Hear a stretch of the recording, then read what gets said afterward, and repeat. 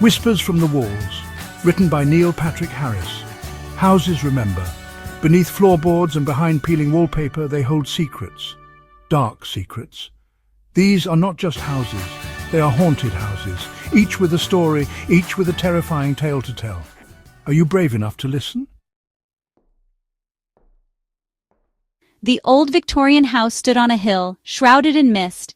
Its silhouette was a haunting presence against the gray sky, a relic of a bygone era. The house seemed to breathe with the fog, exhaling whispers of its past into the cold air. It had stood empty for years, a testament to tragedy. The windows, once bright with life, were now boarded up, and the garden, once meticulously maintained, was overgrown with weeds. The house was a silent witness to the passage of time, holding on to its secrets. My husband and I, the Harringtons, bought the house, eager to restore it to its former glory. We were drawn to its history and charm, imagining the laughter and warmth that once filled its rooms. We saw potential where others saw decay. We soon realized this house had other plans. The walls seemed to whisper, and the floors creaked under the weight of unseen footsteps. It was as if the house was alive, watching us, waiting. One night, I woke to a cold draft. The air was frigid, and my breath formed clouds in the dim light. I pulled the covers tighter around me, but the chill seemed to seep into my bones. The room seemed to shift around me. The walls warped and twisted, and the furniture appeared to move of its own accord. It was disorienting, like being in a nightmare from which I couldn't wake. I felt a presence, small and scared. It was as if someone was there with me, unseen but palpable. The air was thick with fear, and I could hear the faint sound of a child sobbing. Following a chill down the hallway, I came to a room that wasn't there before. The door was slightly ajar, and a soft light spilled out into the dark corridor. My heart pounded as I reached for the handle. The door creaked open, revealing a child's nursery. The room was filled with old-fashioned toys and furniture, untouched by time. It was as if I had stepped into the past. A little boy dressed in old-fashioned clothes sat in a rocking chair. He looked up at me, his eyes filled with a deep sadness. His presence was both heartbreaking and terrifying. He looked up at me, his eyes filled with a deep sadness. Then he vanished. The room was gone. I was left standing in the dark hallway, my heart racing and my mind reeling. The Harringtons, terrified, researched the house's history. We spent hours in the local library, poring over old documents and photographs, trying to piece together the story of the house and its former inhabitants. They discovered a family tragedy. A young boy, the same one I had seen, had lived in the house over a century ago. His life had been cut short in a most tragic way. A young boy had died, trapped in a secret room during a fire. The flames had consumed the house, and the boy's cries for help had gone unanswered. His spirit, it seemed, was still trapped, unable to find peace. The house, it seemed, remembered. The walls held onto the pain and sorrow of that fateful night, and the shifting room was a manifestation of the boy's restless spirit. The shifting room, the ghostly child, a chilling reminder of a tragedy long past. The house was a living memory, a place where the past and present collided in a haunting dance. We moved out soon after, unable to escape the feeling of cold, invisible eyes watching our every move. The house, with its tragic history and restless spirits, was too much for us to bear. We left hoping to find peace, but the memory of the shifting room and the ghostly child would haunt us forever.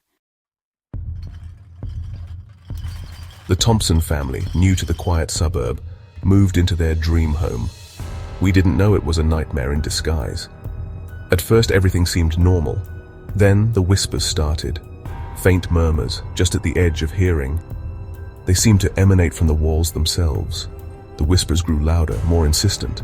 Sometimes they sounded like screams. Convinced it was an issue with the plumbing, I decided to investigate. I tore down a section of the basement wall. The whispers stopped.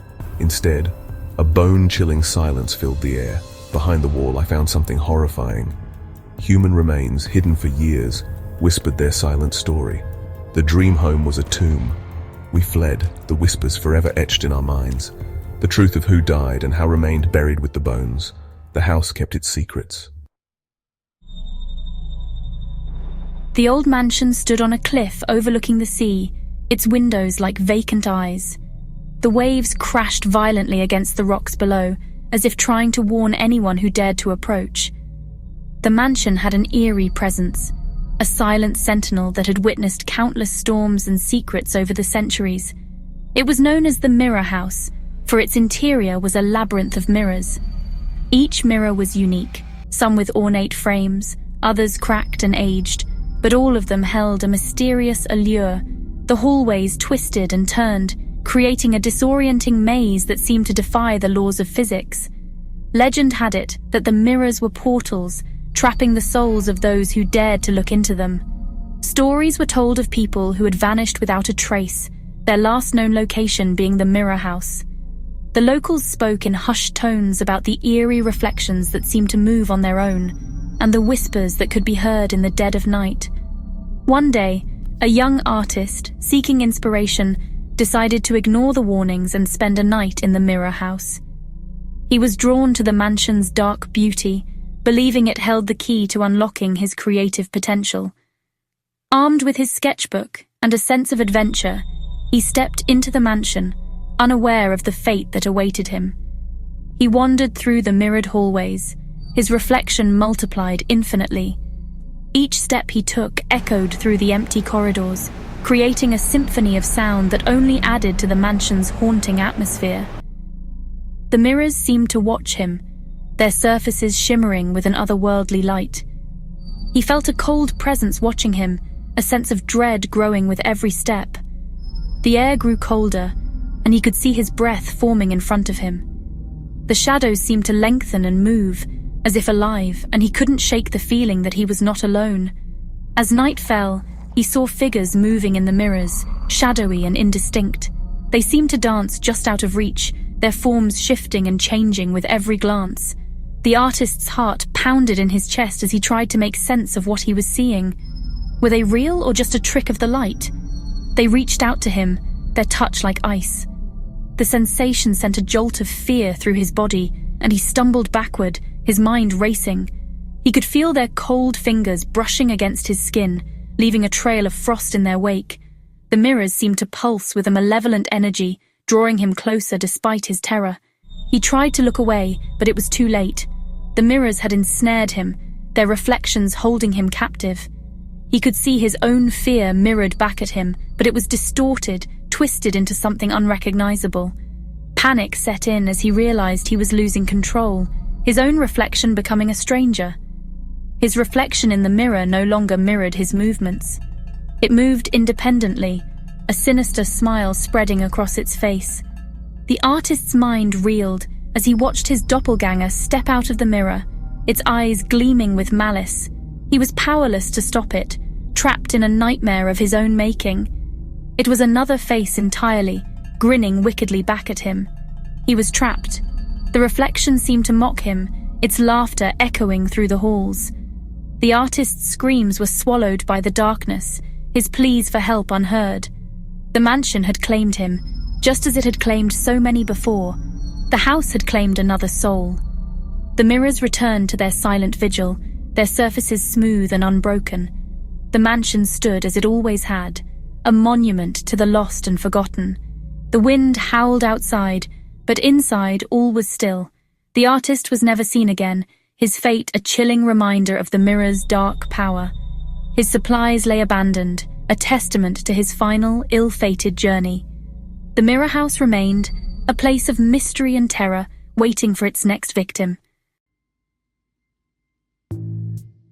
The house stood on a quiet street, unremarkable except for its emptiness. It was a place that seemed to repel life, a void in the midst of a bustling neighborhood. The windows, once clear and inviting, were now clouded with dust and grime, giving the house a forlorn appearance. The front yard, once meticulously maintained, had become a jungle of overgrown weeds and wildflowers, a stark contrast to the neatly trimmed lawns of the neighboring homes. It had been on the market for years, every real estate agent giving up after a while. The for sale sign, once bright and hopeful, had faded and cracked, a testament to the house's refusal to be sold. Each agent who took on the challenge left with a sense of unease, as if the house itself was rejecting them. The house, it seemed, didn't want to be sold. It was as if it had a mind of its own, a will that defied the efforts of those who tried to find it a new owner. The boarded-up windows and the overgrown yard were not just signs of neglect. but symbols of the house's resistance. One day, a new agent, eager to prove himself, decided to take on the challenge. He was young and ambitious, with dreams of making a name for himself in the real estate world.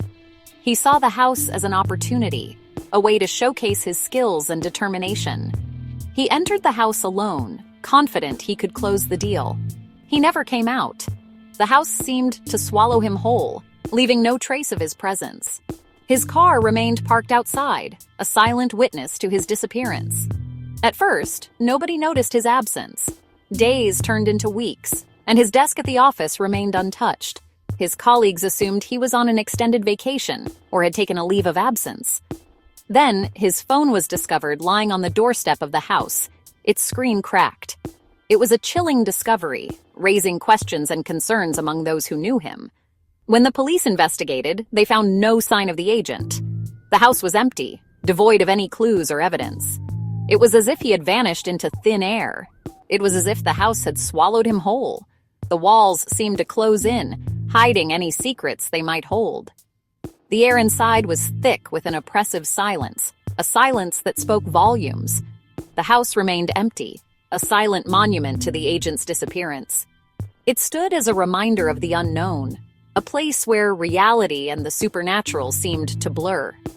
Some say if you listen closely, you can hear faint cries for help emanating from the walls. Whispers that seem to come from another realm, a dimension where the lost souls of the house are trapped. But those who dare to investigate meet the same fate. The house does not discriminate. It devours all who enter, leaving behind only echoes of their existence. The house, it seems, is always hungry, always waiting. It stands as a dark sentinel, a place where the line between the living and the dead is forever blurred. And so it remains, a mystery that continues to haunt the quiet street, a story that refuses to be forgotten. The man moved into the high-rise apartment seeking anonymity in the city's crowds. He got more than he bargained for. The previous tenant, an elderly recluse, had died under mysterious circumstances. His presence lingered, a malevolent force trapped within the apartment walls. At first it was just strange occurrences, lights flickering, objects moving, the feeling of being watched. Then, the man started seeing him, a shadowy figure lurking at the edge of his vision, gone when he turned around. The apartment, once a refuge, became a prison. He tried to leave, to escape the oppressive atmosphere, but every time he reached the door, an invisible force held him back. He was trapped, a prisoner in his own home. The air grew heavy, filled with whispers of dread. The man realized with chilling certainty he would suffer the same fate as the previous tenant. The apartment would claim him, body and soul. Houses, you see, are never just bricks and mortar. They are repositories of memories, of lives lived and lost. And sometimes those memories are dark. They linger, trapped within the walls, waiting to be unleashed. These are just a few of their stories, but there are countless others. So the next time you walk past an old house shrouded in shadow, remember, listen closely. You might just hear the whispers from the walls.